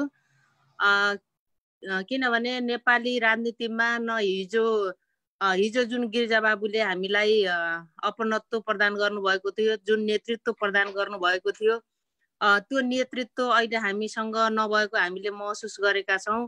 उहाँको जति पनि प्रशंसा गरे पनि कमै हुन्छ। यो अवसरमा तपाईँले जुन कार्यक्रम राख्नुभयो त्यसको लागि म आभार प्रकट गर्न चाहन्छु। र गिरिजा बाबुको बारेमा भन्दै गर्दाखेरि अस्ति लगभग 1 हप्ता अगाडि पनि केही साथीहरू बीच हामी छलफल भएको थियो। उहाँले प्रदान गरेको नेतृत्व अहिले सबैजनाले सम्झिराख्नु भएको छ र अहिलेको यो कठिन परिस्थिति, कठिन मोडमा चाहिँ गिरिजा बाबु जस्तो नेतृत्व भइदिए हुन्थ्यो भनेर सबैजनाले महसुस गर्नुभएको छ। अहिलेको अब यो राजनीतिक परिप्रेक्ष्य, राजनीतिक अवस्थाले गर्दाखेरि जुन नेपालमा मात्र नभएर विश्वमा नै कोरोना कोहरबाट सबैजना गुज्रिरहेको अवस्थामा अहिले जुन सरकारले भूमिका खेलेको छ, भूमिका निर्वाह गरेको छ, क्वारेन्टाइनहरू बनाउन, पर्याप्त रूपमा क्वारेन्टाइनहरू बनाउन सकेको छैन, आइसोलेसन वार्डहरू पनि बनाउन सकेको छैन र महिलाहरूलाई पनि एउटा सुरक्षित आइसोलेसनहरू बनाउन सकेको छैन। यस्तो बेलामा पनि नेपाली काङ्ग्रेस भएर एउटा प्रतिपक्षको भूमिका निभाउन सकेन भनेर सडकबाट जतासुकैबाट आम नागरिकहरूबाट यो आवाज आइरहँदाखेरि आम कार्यकर्ता, नेपाली काङ्ग्रेसमा आस्था राख्ने आम कार्यकर्ताहरू सबैजनाले गिरिजा बाबुको नेतृत्वलाई अहिले सम्झिराखेको हामीले महसुस गरेका छौँ। हामी चाहिँ ग्रासरुटमा काम गरिरहेका छौँ। हामी तल्लो तह, भुइँ तहमा हामी काम गर्दै गर्दाखेरि नेतृत्व भनेको गिरिजा बाबु जस्तो हुनुपर्छ। उहाँले एउटा व्यक्तिलाई देख्नुभयो, बोल्नुभयो भने उहाँले 50 वर्षसम्म पनि त्यो व्यक्तिलाई कहिल्यै बिर्सनुहुन्न। अहिलेका नेताहरू हामीलाई चिन्न पनि चिन्नुहुन्न भनेर जुन किसिमका गुनासाहरू आएका छौँ, अब त्यस्तो किसिमको नेतृत्व हामीले पाउन पाए हुन्थ्यो जस्तो भनेर हामी सबैजनालाई त्यो लागिराखेको छ। जुन अहिले अब यो सरकारले जुन किसिमका कदमहरू चालेको छ, अब आजैका कुरा गर्दै गर्दाखेरि सरकारकै पक्षमा अहिले नारा जुलुस, हरेक ठाउँमा नारा जुलुस निस्किराखेको अवस्थामा त्यो प्रतिपक्षका अब स्वतः स्फूर्त अहिलेका युवाहरू सडकमा निस्कँदै गर्दाखेरि अघि हाम्रो डाक्टर शेखर कोइरालाज्यूले पनि भनिसक्नुभयो, हाम्रो नेताले पनि उहाँले पनि भनिसक्नुभयो, युवाहरू जुन स्वतः स्फूर्त निस्कँदै गर्दाखेरि उनीहरूलाई पुलिस प्रशासन लगाएर गिरफ्तार गर्ने, पानीका फोहराहरू छर्कनेदेखि लिएर एकदम अमानवीय क्रूर व्यवहारहरू भइरहेको अवस्थामा पनि अहिले एउटा प्रतिपक्षको रूपमा भएर नेपाली काङ्ग्रेस बोल्नु पर्थ्यो, त्यसमा चुकेको हो कि जस्तो अनुभव भइरहेको छ। यी विविध कुरालाई सम्झिँदै गर्दाखेरि हामीले एउटा युग पुरुषलाई गुमाएका छौँ र उहाँप्रति हामीले जुन 97औं वर्षको जन्म जयन्तीको अवसरमा जुन हामीले सम्झिराखेका छौँ, श्रद्धासुमन अर्पण गरिराखेका छौँ,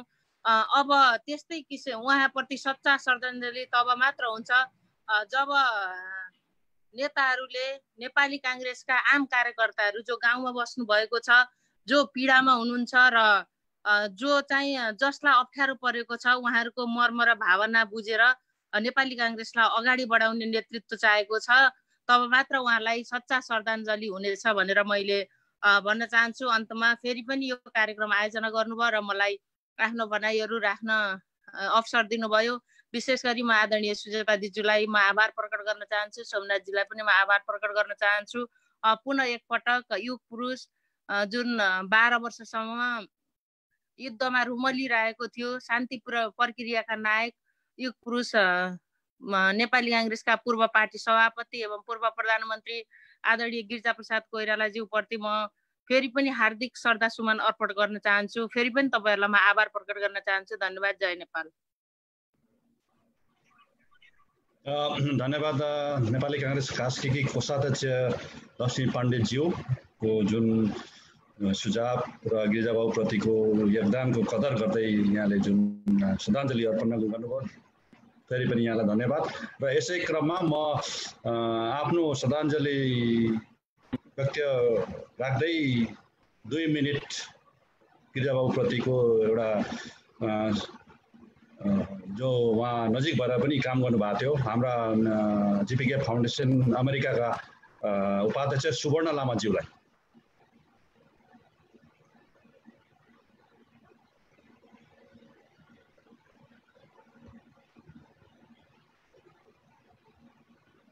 जिपिके फाउन्डेसन अमेरिकाका उपाध्यक्ष सुवर्ण लामाज्यू आफ्नो छोटो भनाई अथवा श्रद्धाञ्जली अर्पण गिरिजाबाबु प्रति 97औं जन्म जयन्तीको अवसरमा आफ्नो छोटो मन्तव्य राखिदिनु हुन अनुरोध गर्दछु। सुवर्ण लामा, उपाध्यक्षज्यू सुवर्ण लामा।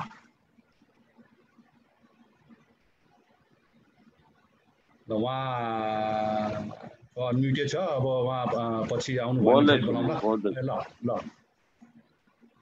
आदरणीय सभापतिज्यू सुजाता कोइरालाज्यू, शेखरदा र आदरणीय सम्पूर्ण हाम्रा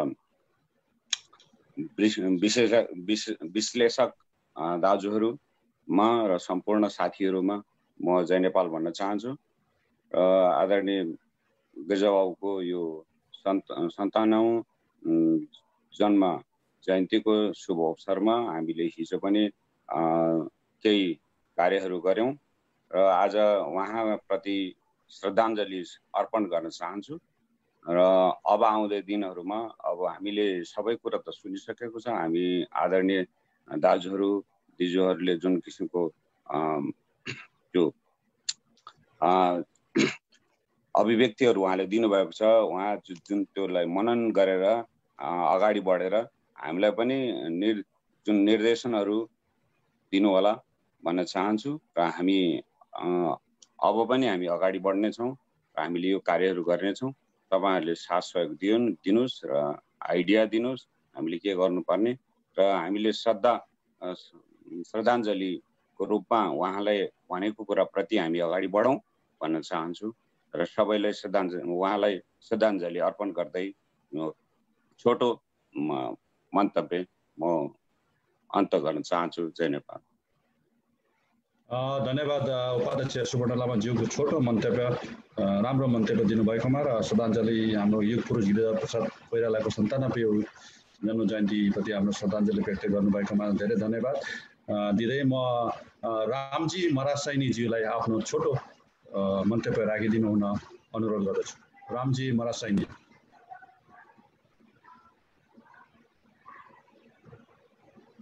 उहाँ हुनुहुन्छ गिरिजाप्रसाद कोइराला फाउन्डेसन अमेरिकाका उपाध्यक्षज्यू रामजी मरासैनी।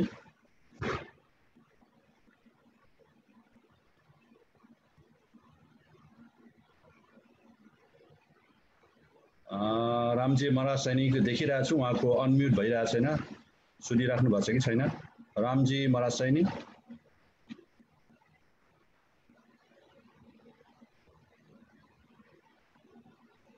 अब उहाँ आउँदै गर्दा यो एक दुईटा प्रश्नहरू जिज्ञासाहरू यहाँ म देखिरहेको छु।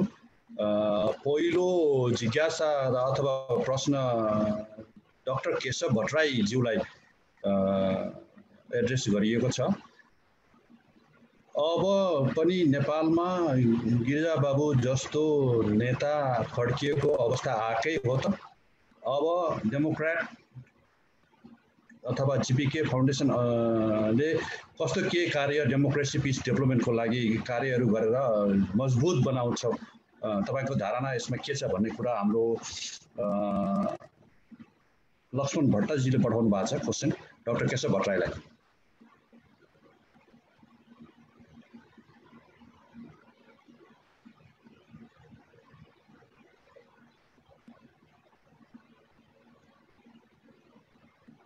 डाक्टर केशव भट्टराई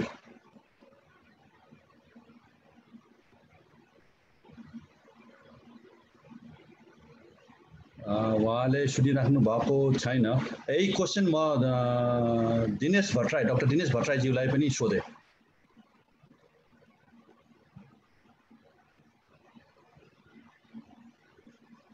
डाक्टर दिनेश भट्टराई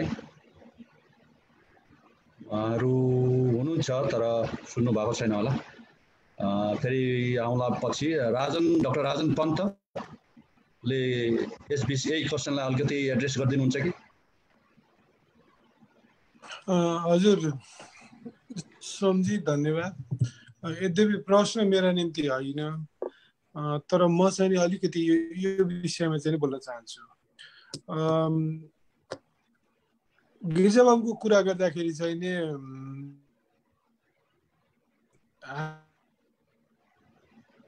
दुईटा दृष्टिकोणबाट चाहिँ नि जान सक्ने।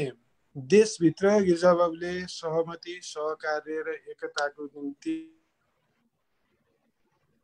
जीवनभर कोर्नु भएको, त्यसलाई अगाडि बढाउने क्रममा चाहिँ नि जेपीके फाउन्डेसन लगायत नेपाली काङ्ग्रेस पनि सम्बन्धित पार्टी भएको हुनाले नेपाली काङ्ग्रेसले चाहिँ यो कुरालाई कसरी अगाडि लैजाने भनेर पार्टीभित्रै चाहिँ नि यो बारेमा छलफल र यो बारेमा चाहिँ एउटा स्पष्ट दृष्टिकोण बनाएर अगाडि जान पर्ने र जनतासँग जोडिँदै सबभन्दा महत्त्वपूर्ण कुरो चाहिँ आपसमा सहकार्य, पार्टीभित्रको एकता, वैचारिक एकता र कार्यगत एकता गर्दै अरू पक्ष देशभित्र रहेका अरू पक्षहरूसँग पनि निश्चित शर्तहरूमा र निश्चित उद्देश्यहरूका निम्ति एकता कायम गर्दै अगाडि बढ्ने एउटा पार्ट हो, जसमा जीपीके फाउन्डेसन पनि इन्भल्भ हुन सक्छ।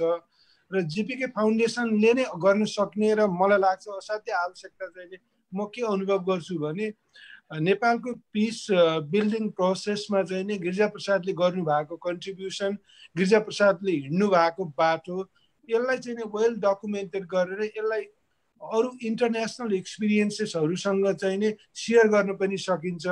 भोलि अरू देशहरूमा चाहिँ यो खालका इन्टरनल क्राइसिसहरू हुँदाखेरि जीपीके फाउन्डेसनले चाहिँ नेपालको मोडेल चाहिँ यो हो भनेर हामीले त्यसका निम्ति चाहिँ एउटा थिङ्क ट्याङ्क बनाएर हो कि वेल डकुमेन्टेड चाहिँ प्रोसेसहरू चाहिँ हाम्रो रेकर्डमा राखेर हो कि र इन्टरनेसनल लेभलको चाहिँ त्यो डायलगहरूलाई बढाएर हो कि, यो दुईटा बाटोबाट गयो भने चाहिँ नि मलाई लाग्छ गिरिजाबाबुले चाहिँ देख्नु भएको सपनाको कुरो, भिजनको कुरो र उहाँको योगदानलाई चाहिँ नि पब्लिकमा लैजाने, इन्टरनेसनली लैजाने र त्यसले चाहिँ नि ग्लोबल पिसलाई पनि र नेपालभित्र पनि सहमति, सहकार्य र एकताको बाटोमा अगाडि बढ्नलाई चाहिँ मद्दत पुर्याउँछ।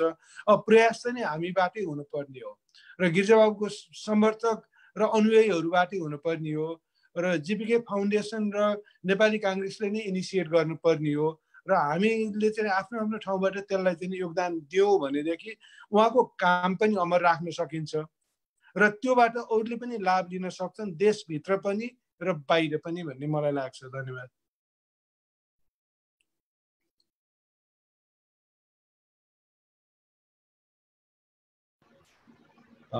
धन्यवाद। जीपीके फाउन्डेसन अमेरिकाका सल्लाहकार ज्यू पनि हुनुहुन्छ उहाँ डाक्टर राजन पन्तले डाक्टर केशव भट्टराईलाई सोधेको क्वेसन उहाँले एड्रेस गरिदिनु भयो। उहाँ हाम्रो लक्ष्मण भट्टजीलाई क्लियर भयो भन्ने मलाई लाग्छ। फेरि पनि धन्यवाद डाक्टर राजन पन्तलाई। फेरि पनि म हाम्रो रामजी महाराज सैनीज्यूलाई आफ्नो छोटो मन्तव्य 1-2 मिनटको श्रद्धाञ्जली व्यक्त गरिदिनु हुन आग्रह गर्दछु। रामजी महाराज सैनी। हजुर हजुर सबैलाई जय नेपाल, नमस्कार। सुनिया छ? सुनिया छ, भिडियो आएन। म यहाँ अलिकति बाहिर थिएँ, त्यही भएर पनि अलिकति सुन्न मात्रै मिल्ने, बोल्न नमिल्ने अवस्था भएको हुनाले मैले सानो आदरणीय गिरिजाप्रसाद कोइरालाज्यूप्रति हार्दिक श्रद्धाञ्जली अर्पण गर्दै उहाँको पथमा सदैव हिँड्न पाएकोमा एउटा गौरवान्वित भएको महसुस गरेको छु र अलिकति नेपालमा अहिलेको परिस्थितिमा उहाँको टड्कारो आवश्यकतालाई पक्कै पनि सबैले अभाव महसुस गरेकै छन्। इभन नेपाली काङ्ग्रेसको मात्रै होइन, अन्य पार्टीकाहरूले पनि भित्री रूपमा प्रचण्ड लगायत अरू नेताजीहरूले पनि उहाँको अभावलाई महसुस गरेकै हुनुपर्दछ जस्तो लाग्दछ। र नेपाली काङ्ग्रेसले अलिकति उहाँको जुन बाटो हो, जुन पथ हो, त्यसलाई अलिकति बिर्सेको, अलिकति त्यसलाई चाहिँ प्रचारोन्मुख नगरेको, जो समर्थक हुनुहुन्छ उहाँहरूले प्रचार नगरेको र जो विरोधी हुनुहुन्छ अथवा जसले त्यसलाई मनन गरेको छ तिनीहरूले चाहिँ सही रूपमा मनन गर्न नसकेको मैले महसुस गरेको छु र उहाँलाई फेरि पनि हार्दिक श्रद्धाञ्जली अर्पण गर्दै बिदा हुन्छु। धन्यवाद। जय नेपाल। धन्यवाद रामजी मरासिनीज्यू, आफ्नो छोटो मिठो वक्तव्य राखिदिनु भएकोमा। र अब अन्त्यमा म गिरिजा प्रसाद कोइराला फाउन्डेसनकी केन्द्रीय अध्यक्ष, पूर्व उपप्रधानमन्त्री एवं नेपाली काङ्ग्रेसकी केन्द्रीय सदस्य, सांसद र पूर्व विदेश मन्त्री आदरणीय सुजाता कोइराला ज्यूलाई आफ्नो भोट अफ थ्याङ्क्स, धन्यवाद ज्ञापन गर्दै अरू कुनै केही सुझावहरू छन् भने पनि राखिदिनु हुन हार्दिक अनुरोध गर्दछु। सबैभन्दा पहिले त म यहाँ आउनुभएको सबै महानुभावहरूलाई धन्यवाद दिन चाहन्छु र विशेष गरिकन सोमनाथजीले यसरी जसरी फाउन्डेसनलाई अमेरिकामा अध्यक्षको नाताले अगाडि बढाउँदै हुनुहुन्छ त्यसको लागि धेरै धेरै धन्यवाद छ। एकदम राम्रो कामहरू भइरहेको छ र नेपालमा पनि मैले चाहिँ नि यसलाई संस्थागत गर्नको लागि हामीले अहिले प्रयास गरिरहेका छौँ र भर्खरै हामीले टियुसित, त्रिभुवन युनिभर्सिटीसित को एउटा फ्याकल्टी जसमा चाहिँ नि आयुर्वेदिक रिसर्च र यो के भन्छ यो नेपालमा भएको जति पनि जङ्गल वन जङ्गल जन्तुहरू छन् त्यसमाथि चाहिँ नि रिसर्च गर्ने जुन एउटा फ्याकल्टीको डिनसित चाहिँ नि एमओयू साइन गऱ्यौँ। अब हामीहरूले त्यहाँ स्टुडेन्टहरूसित चाहिँ नि रिसर्चको लागि हामी अगाडि बढ्नेछौँ र अरू कामहरू पनि प्रोसेसमा छ। अहिले म पछि फेरि तपाईँहरूलाई सरप्राइज दिन्छु। अहिले यो एउटा काम चाहिँ नि सक्यौँ र यो काम सुरु पनि भइसकेको छ। त्यसले गर्दा चाहिँ नि एकाडेमिक लाइनमा पनि यसलाई लिएर जाने र नेपालमा एजुकेसन, गिरिजाबाबुलाई एकदम चिन्ता थियो कि नेपालमा चाहिँ नि हामीले एजुकेसनमा त्यति फोकस गर्न सकेनौँ। एजुकेसनलाई एकदमै महत्त्व दिनुहुन्थ्यो उहाँले।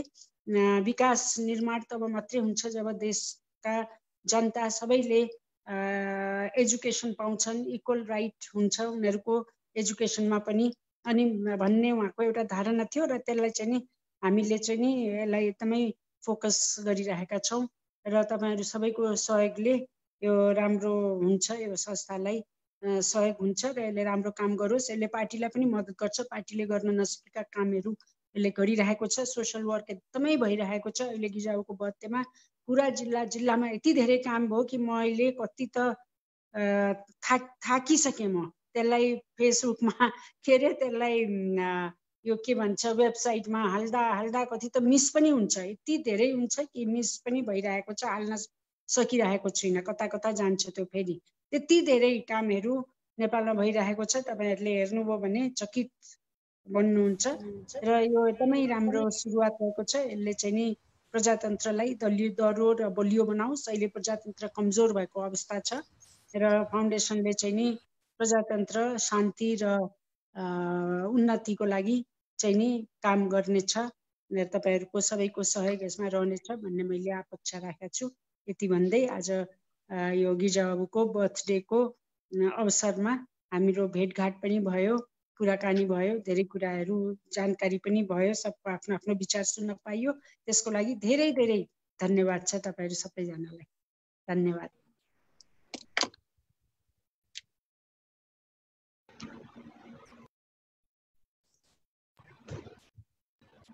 धन्यवाद आदरणीय सुजाता कोइरालाज्यूले जुन आफ्नो एउटा लिडरसिप गिरिजाप्रसाद कोइरालाकी छोरी भएको नाताले उहाँको भिजनलाई सर्वोपरि गर्दै एउटा वर्ल्ड वाइडमा एउटा जुन लिडरसिप स्टेटमेन्टसिप अथवा लिडरसिपको जुन एउटा दिनुभएको छ हामीलाई सल्लाह सुझाव कसरी अगाडि बढ्ने, त्यही आधारमा हामी आजसम्म यहाँ आइपुगेका छौँ र अझै आशा छ धेरै सल्लाह सुझावहरू दिनुहुनेछ। आदरणीय सुजाता कोइरालाज्यूले हाम्रो फाउन्डेसनलाई अझै धेरै गतिशील दिँदै वर्ल्डभरि इन्टरनेसनली हामी यसलाई रिकगनाइज गर्दै इन्स्टिट्युसनलाइज संस्थागत विकास गर्दै अगाडि अवश्य बढ्नेछौँ र गिरिजाप्रसाद कोइराला फाउन्डेसन अमेरिकाको तर्फबाट अन्तिम भनाइ र धन्यवाद यहाँबाट अमेरिकाको तर्फबाट दिन हुन म यसै फाउन्डेसनका अघि मैले नाम बोलाएको थिएँ, उहाँको त्यो टेक्निकल डिफिकल्टिज भएछ र फेरि आउनु भएको छ। विनोद थापाज्यू। हस्, धन्यवाद। सोमनाथजी सुनिया छ मेरो? सुनिया छ। ल तपाईँलाई धन्यवाद। आदरणीय सम्पूर्ण दाईहरूमा जय नेपाल, दिदीहरूमा जय नेपाल। म न्युयोर्क जिपी फाउन्डेसनको केन्द्रीय सदस्यको हैसियतले यहाँहरू सबैलाई हार्दिक स्वागत गर्न चाहन्छु र गिरिजाप्रसाद कोइरालाको यो 97औं वार्षिक जन्म जयन्तीको उपलक्ष्यमा उहाँप्रति हार्दिक श्रद्धाञ्जली अर्पण गर्दै जय नेपाल भन्न चाहन्छु उहाँप्रति।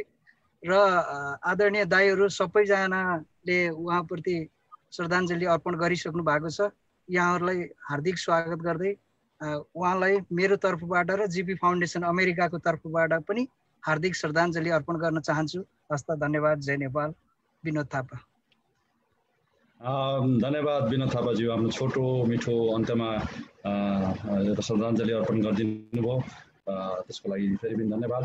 र सबै उपस्थित वक्ताज्यूहरू, आदरणीय नेतागणज्यूहरू, आदरणीय केन्द्रीय अध्यक्ष सुजाता कोइरालाज्यू, केन्द्रीय सदस्य डाक्टर शेखर कोइरालाज्यू, डाक्टर राजन पन्तज्यू, वक्ताज्यूहरू उपस्थित हुनुहुन्थ्यो, डाक्टर दिनेश भट्टराईज्यू, डाक्टर केशव भट्टराईज्यू र हाम्रा हरि अधिकारीज्यू लगायत लक्ष्मी पाण्डेज्यू, सबैलाई गिरिजाप्रसाद कोइराला फाउन्डेसन अमेरिकाले हार्दिक आभार प्रकट गर्दै यस कार्यक्रममा, यस श्रद्धाञ्जली गिरिजाबाबुको 97औं श्रद्धाञ्जली कार्यक्रममा तपाईँहरूले आफ्नो अमूल्य भनाइहरू, जो गिरिजाप्रसाद कोइरालासँग नजिक भएर कार्यहरू गर्नुभएको जुन कुराहरू, अनुभवहरू हामी माझ पस्कनुभयो, त्यसलाई पनि मध्यनजर गर्दै हामी अरू धेरै कार्यहरू गर्नु नै छ। र डाक्टर राजन पन्तज्यू सल्लाहकार जो हुनुहुन्छ, उहाँले पनि आफ्नो भावी रणनीतिहरू, भावी योजनाहरू बारे पनि अघि सुनाइसक्नुभयो।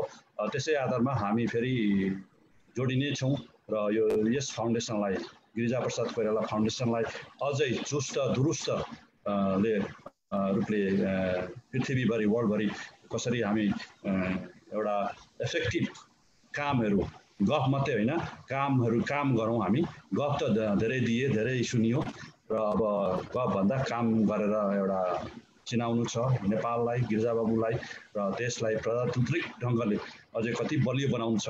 डेभलपमेन्ट, पिस एन्ड डेमोक्रेसीलाई देशमा कसरी हामी बलियो बनाउँछौँ, पृथ्वीबाट सबैका विज्ञहरूसँग हामी सरसल्लाह सुझाव लिएर पढ्दै सिक्दै अगाडि बढौँ भन्दै म आजको यस कार्यक्रम 97औं श्रद्धाञ्जली सभा, आदरणीय गिरिजाबाबुको 97औं श्रद्धाञ्जली सभा जुन भर्चुअल जुम मिटिङ मार्फत हामीले गऱ्यौँ र यस कार्यक्रमको समापन भएको म घोषणा गर्दछु। फेरि पनि भेटौँला। सबै स्वस्थ रहनुहोला। Stay safe and healthy. जय नेपाल। जय नेपाल। जय नेपाल। जय नेपाल। जय नेपाल सबैलाई। दिदीलाई जय नेपाल। जय नेपाल। लक्ष्मीजी कस्तो छ तपाईलाई? ठीक छ दिजु। लाइभ हटाउनु नि सोमनाथजी, अनि कुरा गरौँला। लाइभ हटाउनुस् न एकछिन कुराहरु। एकैछिन है। दिदीलाई धेरै धेरै धन्यवाद, लिङ्क पठाइसकेको खुसी लाग्यो। अनि सुजाता दिदी म चाहिँ फेरि पनि रिपिट गर्छु हजुर। सुजाता दिदी यो हजुरले निकाल्ने किताबमा यो गिरिजाबाबुले गर्न खोजेको यो प्राइभेटाइजेसनको जुन चाहिँ अहिले यो जहाँ पनि भाषण गर्दा अर्थतन्त्र चाहिँ कमजोर हुनुको कारण गिरिजाप्रसाद कोइरालाले के गरे पौडीको मूल्यमा यो उद्योग बेचे भन्ने कुरा छ। यो इन्फर्मेसन टेक्नोलोजीलाई राखेर उहाँको चाहिँ उद्देश्य के थियो